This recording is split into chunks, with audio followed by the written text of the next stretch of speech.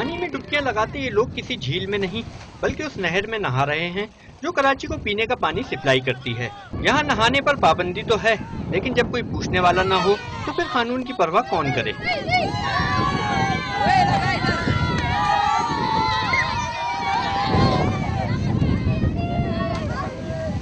لوگوں کا کہنا ہے کہ ہمیں معلوم ہی نہیں کہ یہاں پابندی ہے اور نہ ہی کوئی روکنے والا، اور رہی پولیس کی بات تو راستے میں ہی خرچہ وصول کر لیتی ہے۔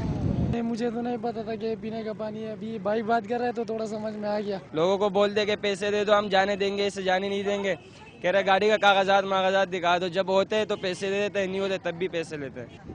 منگو پیر کے سابقہ یوسی ناظم علی اکبر کا کہنا ہے کہ اس سنگین مسئلے پر کئی مرتبہ متعلقہ حکام کو شکایات کی گئیں لیکن کوئی سنوائی نہیں ہوئی۔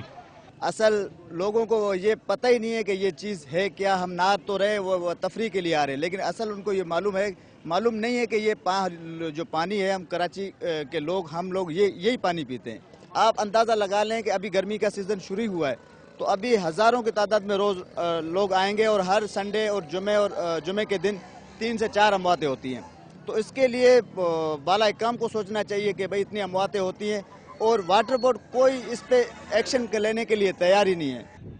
واٹر بورڈ پولیس اور پولیس واٹر بورڈ پر ذمہ داری ڈالتے نظر آتے ہیں لیکن شہریوں کی کسی کو پرواہ نہیں۔ واٹر بورڈ انتظامیہ اور پولیس کی نااہلی کے باعث اب واٹر کینال کی طویل نہر لوگوں کی تفریح کا مقام بن گئی ہے جو عوام کی صحت کے لیے ایک سنگین مسئلہ ہے۔